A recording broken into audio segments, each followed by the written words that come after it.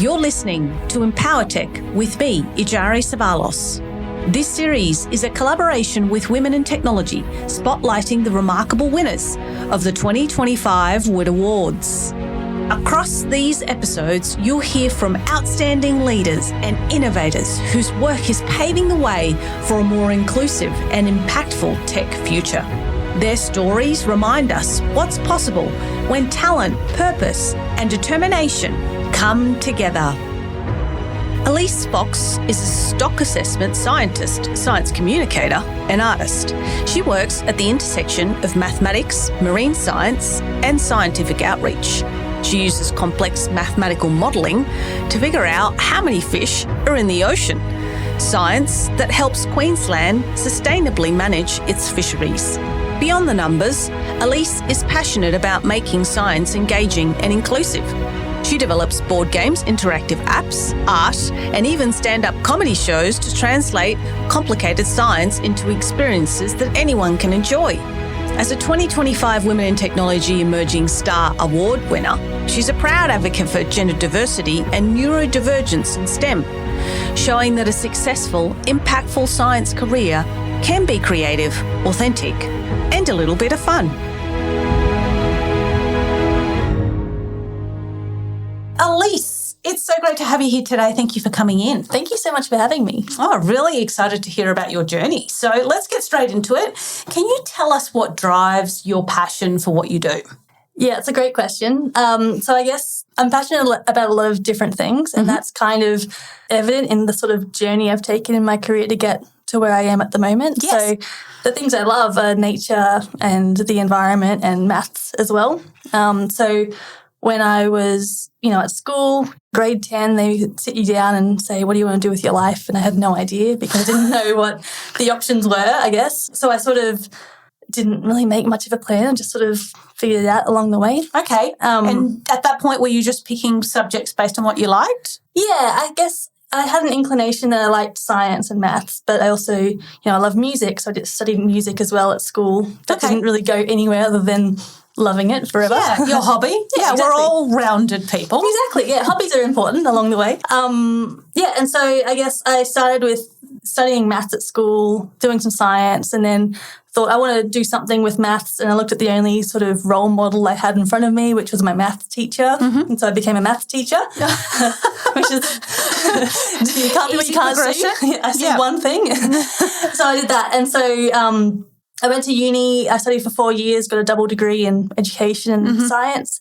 and then became a high school maths teacher, 2 terms, and then that's as far as I lasted as a teacher. Okay, no shame in that. Yeah, thank you. I guess at that point I realised I missed learning maths, and I'd sort of gotten to a point in my undergrad where I was like, this is really cool, and it's really powerful and exciting and has a lot of you can apply it to a lot of different things. And that's where I started to realise that I can combine maths and the other things that I love, like nature and the environment and everything like that. So I went back to uni and I did my honours degree, and I looked at maths applied to biomechanics. So looking at people riding bikes, getting those sort of motion capture dots on people and getting their data and looking at how they wobble as they ride a bike. Yep. Yeah, okay. Yep, to see if we can sort of analyse that mathematically and compare that to a sort of sports science perspective and see if there's overlap.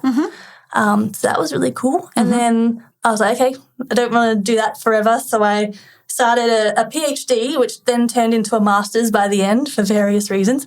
And that was looking at pavements, like asphalt pavements, roads that we drive on, and looking at the mathematics of how they squish and deform and stress and strain as people drive over them. Okay. Turns out that's not my passion.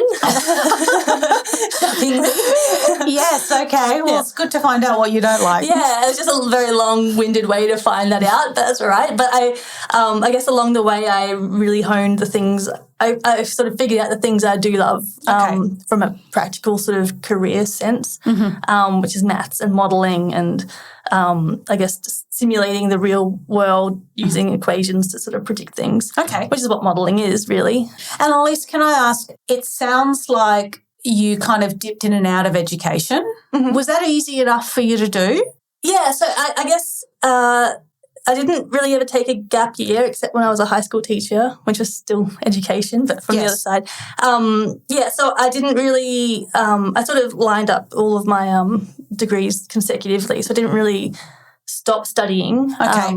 I just sort of took a lot of side quests along the way. And I was also teaching at the uni as well. So I was doing tutoring and lecturing at the same time because I really love the teaching side of it. Yes. So I'm just wondering for those listening, and, you know, they might be about to pick something, knowing that you kind of can meander your way through and that will get you to where you want to be. That's also an option, right? Totally, yeah. And I think it's, you know, for me, some people just have a plan when they sort of get started with it. Like my best friends from high school, one was like, I'm going to be a dentist, I'm going to be a vet, and that's what they do. But I guess with a lot of science, STEM, maths sort of things, there's not a clear pathway and it's super, super broad. But it's all about those like underlying skills that you learn, like the critical thinking and the problem solving and everything. And that's the general, like they're the general skills that you learn along the way, and then whatever you apply them to just sort of is in terms of where your interests end up lying. Yeah, perfect. Yeah. Okay. So although you weren't kind of really set on an outcome in terms of a role like a dentist or a lawyer or something like that, you were able to find what you enjoyed and kind of make your way through in that sense. Yeah. Okay. But I think even when I was doing uni, like I now work in fisheries, and that's nothing to do with, I didn't study fish or fisheries or anything to do with that. It was just learning about how can I use maths to describe the real world and applying it to lots of different sort of areas and fields. And now I found the one that really clicks with me. Yeah. It just took a while I didn't know that job existed or that this field that I work in existed when I started. It was just like, I like the problem solving and the creativity involved in maths and it sort of landed me here. Perfect. How did you find what you're doing now? Great question. How did that happen? So I was there, I finished with my Masters of Squishy Roads, and then had to enter the job market. And I had still not figured out what I wanted to do. And that was really scary because I'd been racking up all these degrees. I'm like, I still don't know what I want to do with them. So I just sort of looked around. So I had a few options that I'd considered. Academia, so I was already teaching and wanted to sort of maybe continue that. Boring. I also realised that didn't really, well, not boring, it just doesn't suit me and my brain. Not for you. It's great, it's just not for me. Yes. And just the way my brain works and everything, not for me. I was also in the running for a job hosting a kids' TV science show. Okay. Which would have been awesome. So I went to an interview and everything with the TV studios, and that would have been really cool. But I was also one of my best friends works at the department where I work and was like, hey, there's a maths job going. It's to do with fish. Like, your maths, you like the ocean, give it a go. And so, it was an entry-level role that I started in. So I wasn't just straight into, doing my work. It was more like a junior level, more like the systems design and helping with, automating a lot of our reports and our code and everything. More peripheral stuff. And then they're like, oh, she can actually do the modelling, and got me in to sort of, I sort of built my way up to where I am. So you did kind of, I guess, a bit of training into where you're at now. At the time when you were at that entry level, were you just exploring how you could use your skills at the time, or were you aiming for a role further into that space? Yeah, I think at that time I learnt what stock assessment is, which is what my job is. Sounds very exciting. Yeah, it actually is. It's very cool. We'll get to that. But yeah, I guess once I got in, it was a foreign concept to me, and I realised there's a lot to learn, and it's quite complex and very, very practical. Like, it's a very practical use of maths and the skills that I've developed, and it's quite tangible. So I was pretty keen on that. On continuing. Okay. Yeah. Okay. And what surprised you from in that journey that you described in terms of where you're at now? Yeah, I think the options that I had available to me, and I guess when I started my career, even in high school, I always thought it was just a sort of linear pathway from A to B. The friends who wanted to be a dentist or a vet or whatever it was, that was the only way to do it. That was it. But I guess as I went along the way, I was like, whoa, I could go in all these different directions. And, the skills that you do pick up along the way, they're relevant and they come back. Yes. So, I'll be doing something in my work in fisheries and it triggers some memory from when I was working in the biomechanics cycling space. I'm like, oh, that's the same thing, but we can just apply it in this different sort of context. Okay.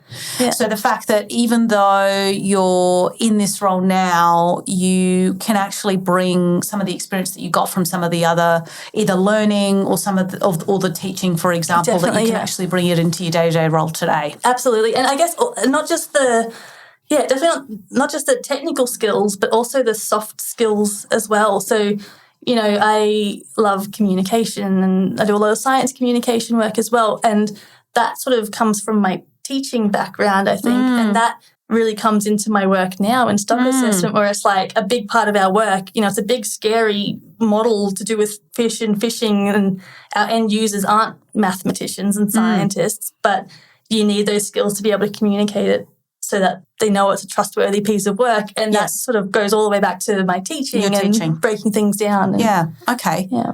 And tell us a little bit more about what you're on with today. Yeah. What's it like? Yes. So my job now, where I've been for the last 5 or so years, is a field called stock assessment. And essentially it's figuring out how many fish are in the ocean to essentially see if they're at risk of being overfished. So I look at wild caught fisheries. So, the fish that we eat, if it's caught off the coast of Queensland.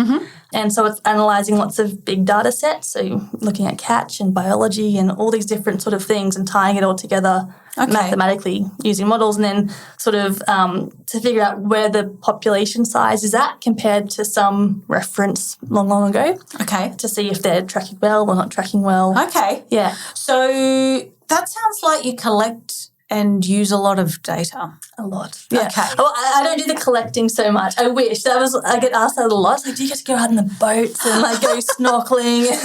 I wish. I go snorkeling in my computer and pull them out of databases. Fair enough. So would it be fair to say that you have a fair amount of data sets that go into your models, that you do some, I don't want to call it magic, it's probably transforming the data. And then through some part of the life cycle of what you're doing, you validate some of what your models are saying?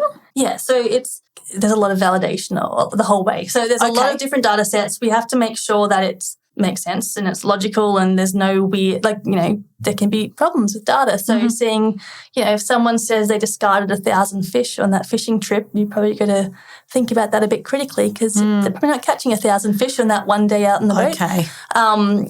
So getting the data, thinking and critically analysing it, statistically analysing it as well, and then doing a lot of checking and then putting it into a model, which is just a whole bunch of equations all sort of tied in to each other. And it sort of churns through, and then checking the outputs of that so we can see, is the model fitting the data that we're putting in? Is it giving us reasonable outputs that we'd expect? Even does it know that the fish is growing at the right rate, or, things like that. So it's a lot of fact checking along the way. Yes. And then I'm assuming as you're doing the fact checking and potentially correcting, you're improving the models. Yeah. Yeah, totally. So there's a zillion different settings to calibrate this model. And so there's a lot of levers to pull and buttons to press, but it's all code, but yes, coded buttons and levers.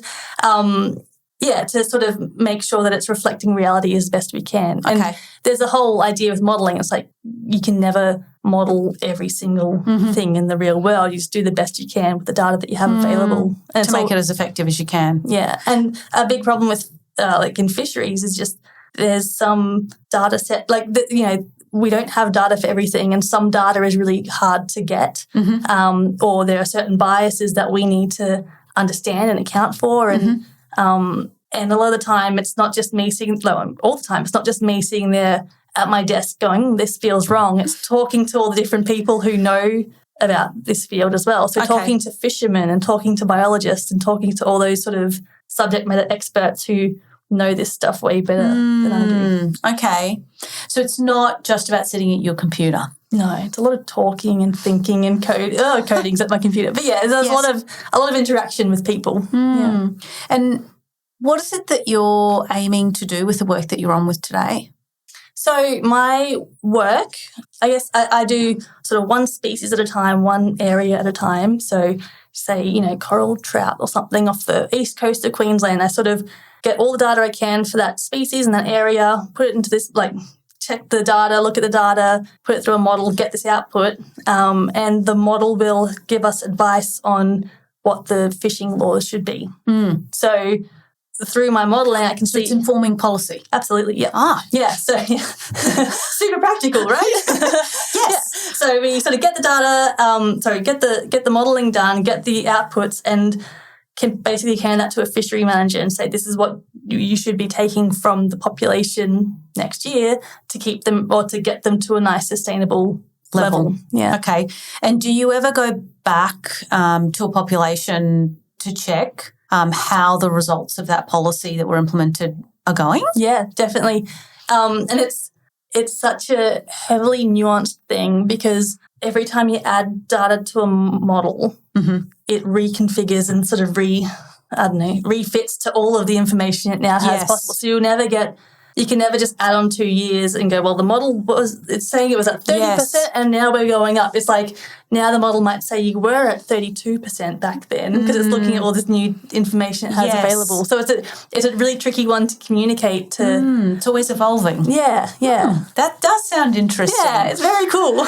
And I, as simple as you may have made it sound just now, I can see how complicated it might be in terms of, where do you stop with the model to make it just right, potentially, in terms of the workload that you might dedicate to someone to make it good enough. Yep. And also how do you continue to improve it? So what other sort of data might be available that might not have been available 2 years ago? And I also assume that you'd be checking on the effectiveness of the policy as well, which would be its own data sets. Yeah. And I mean, it can be simple in that, if they put in this fishing law and then we can see that from that year, we can see the population rate increasing or whatever, then that's giving us a good indicator that we're on the right track with it. But yeah, it is a lot of work. It's very complicated and there's a whole lot of mechanisms underlying it. So there's a lot of systems in place. There's like the biology of fish growing over time and then there's also reproduction. There's also catch and how hard people are trying to catch the fish compared to what they're getting back out and how good their hooks are at picking up there's so many tiny little facets involved and it's a steep learning curve getting into it. It sounds like you've been enjoying it though. Yeah, it's scary but it's good. Yeah. So how do you know that you've done a good job? When I get a pat on the back and then I guess technically speaking, when the model diagnostics are good. So it says, yep, your model's converged. It hasn't just found some weird corner of combinations of numbers and said, oh, yeah, here you go. You can there's a lot of checks you can do to make sure that, I can get into the really nerdy maths stuff. Go for it. Yeah, okay, cool. So permission granted. We look at the Hessian matrix. No, so we look at the sort of the final gradient, which tells us how, if you imagine like a sort of bowl and you're aiming for the bottom of the bowl because that's the minimum, because that's the most likely answer of all these different sort of equations and data sets going on. We're sort of aiming for that. And we can sort of see how close we are to that goal of a zero gradient sort of thing. And so we can see if the diagnostics are telling us that we're a bit off, we have to keep trying. But also if the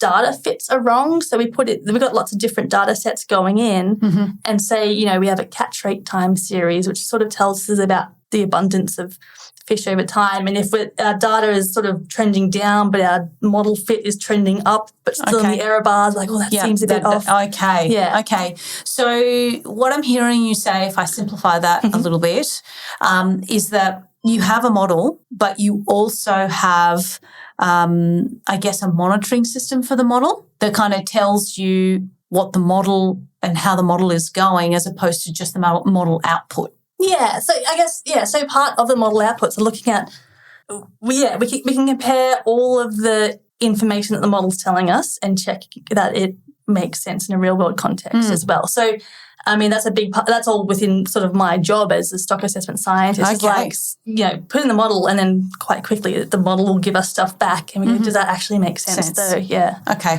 Yeah. I can see how you might spend hours and hours. And hours and hours and hours, yeah.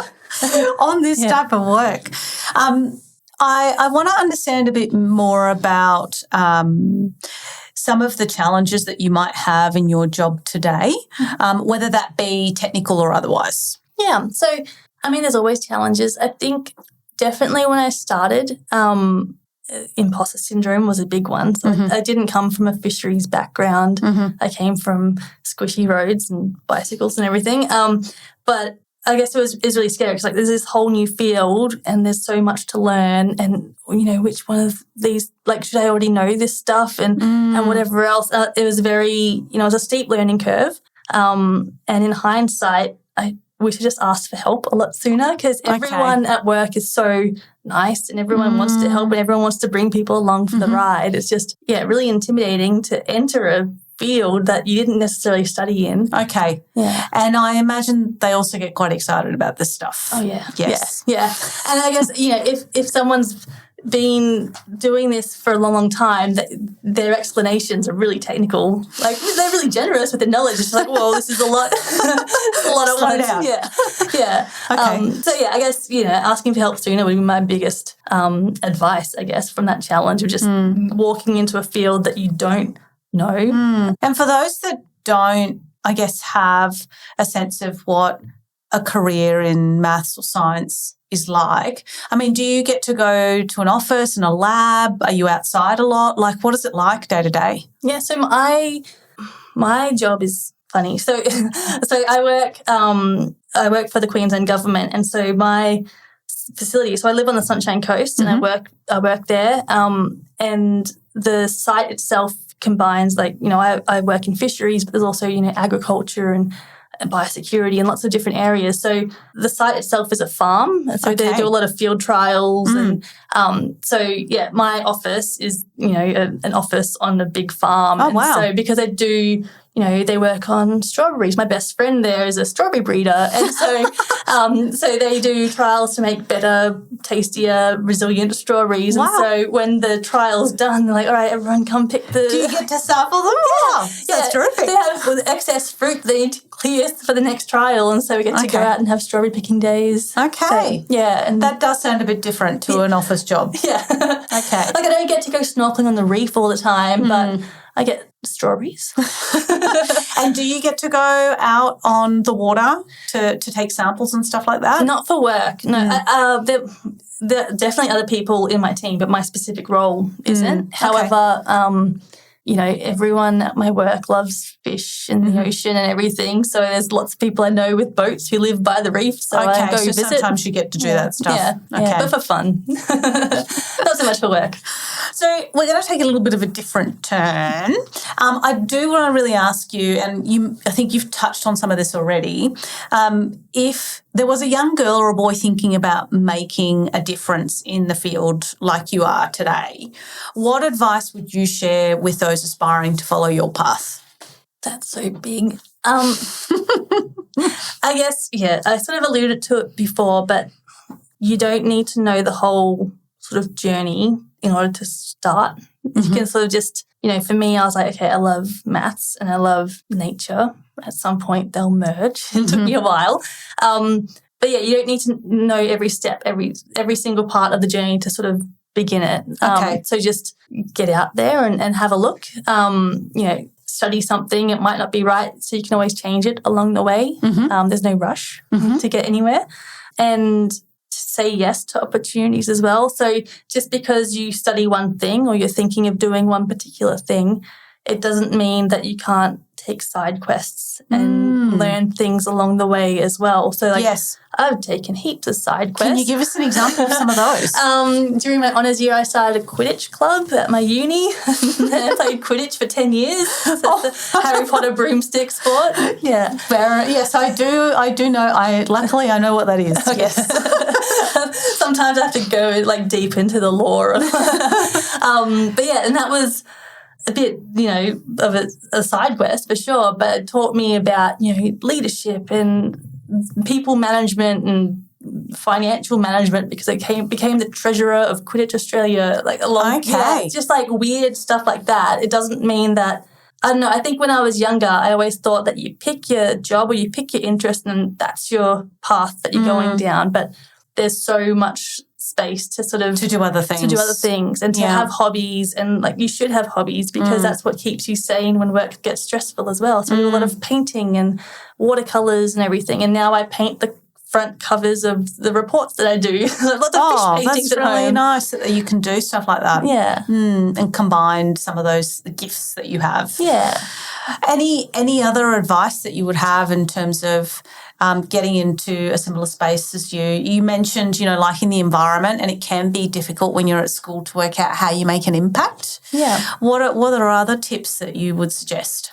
I guess, I don't know, something that I think networking is so important, and networking for someone in grade 10 looks different to networking for someone as an early career researcher. But yes, I think just there are so many cool programs and there's so many cool opportunities for young people, especially like girls in STEM. There's so many initiatives to get them involved. So I guess see what's out there. Yeah, see what's out there and don't be scared to put your hand up because... Where's the first port of call for those sorts of things? I'm assuming at university they advertise that kind of stuff on student boards and stuff like that? I think so. I think, Education Queensland and I think a few government websites have a lot of programs on offer. I know the Office of the Chief Scientist has a few, and I think the Department of Environment and Science. Okay. If you sort of... This is bad advice for Googling. This is a shotgun approach. But I don't know. I think once you sort of start to look them up, you can sort of see more and more. Okay. Yeah. And I mean, for people in school as well, just sort of going to your teacher and your principal or guidance officer or whatever, because they'd probably get a lot of this information passing through. It's just a matter of asking for it as well. I think and not waiting. I think when I was younger, I was like, no, that's only for the smart kids or the people who had an idea. It's like, they don't want me because I'm a bit lost. I'm not there yet. That's the imposter syndrome coming back again, even when you're really young. Yes. So just saying yes, because, what's going to happen? They might say no to you and who cares? Because rejection happens a lot as well and you got to start to normalize it and not let it crush you. Yes. It's not about you. It's about what you're still got to learn. Yeah. And getting rejected for things just means that you put your hand up for something in the first place. So put your hand up and apply for things and see if it works. And if it doesn't, then at least you tried. Yeah, and you can find more things to apply for, right? Yeah. There's always more. Yeah. Excellent advice. It would be great to wrap up on your top tips, Alise. In terms of, we usually ask our listeners, in terms of what you would advise to empower themselves in this space. So it's quite a lot. You've got mathematics, you've got fisheries, you've got, programs and what to watch out for and sort of getting out there. How else can our listeners empower themselves in this space? I think the most empowered I've felt is when I talk to other people about the good bits and the bad bits and the scary bits and the hard bits, not just all the things that are going well, which, I'm not sure who this advice might apply to, but I think that was the most empowering I've felt is when I sort of open up about, imposter syndrome. I don't actually know what's going on. This is really hard. And then as soon as you open that gate, then people go, man, I agree with you. And then you start to sort of learn more and interact more and at a more meaningful level as well. So I think, and, this applies for when you're in a job having no idea what you're doing, or when you're at uni and you don't know what you want to study, or even when you're at school and you don't know what you want to do in the future. I think it's like, if you say you don't know something, that means you can start to learn, you start to ask the questions. And I think that's really important because I had no idea, and it wasn't until I was much, much older, much later, that I started to sort of confess that I didn't know what was going on. And it turns out no one knows what's going on anyway. So everyone's just figuring it out as they go along. That's right. We're all figuring it out. Everyone's figuring it out. And I guess my other thing would be to take the time to think about how you think and how you learn. So I figured out much later in life as well, like just last year, that I'm neurodivergent. So I've got ADHD and autism. And if I'd known that earlier, things would have been much, much easier. Because, I'd look at the other people around me and like, why can't I just sit down and do my work like them? Why can't I just engage like everyone else is? And, it must be a problem with me. I'll figure it out one day. And yes. So if you'd figured those things out beforehand, you could have put in place different techniques for yourself. Yeah, or at least just, just acknowledge that I don't have to act and think like everybody else. I'm allowed to be different. That's still valid and good and great. But I was just trying to sort of be a square peg in a round hole, and it just didn't really work for a long time. So I think, and you don't have to be neurodivergent for this to apply. It's just, it's just a case of comparing yourself to others. You don't need to do that. Like, you're allowed to exist as yourself and take up space, even if you don't match everyone else around you. And I think that is something that took me too long to realise, so I want everyone else to have a look at their own brains earlier in life. Oh, definitely. And there is a beauty to that as well. We're all different. We all find our way in the world differently and have different perspectives. And that's why, we are the human race. We're all different. Exactly. Yeah. And there is something that we bring to the world because of that. So I really love that you have been able to impart our listeners with that knowledge, that we are all different and we get to outcomes in different ways, and that brings about its own benefit, right? Yeah. Yeah, I think so. That's a lovely place to end, Alise. This is so lovely to have you here. Thank you for coming. Thank you so much. It's been fun. Well, until next time. Awesome. Thank you.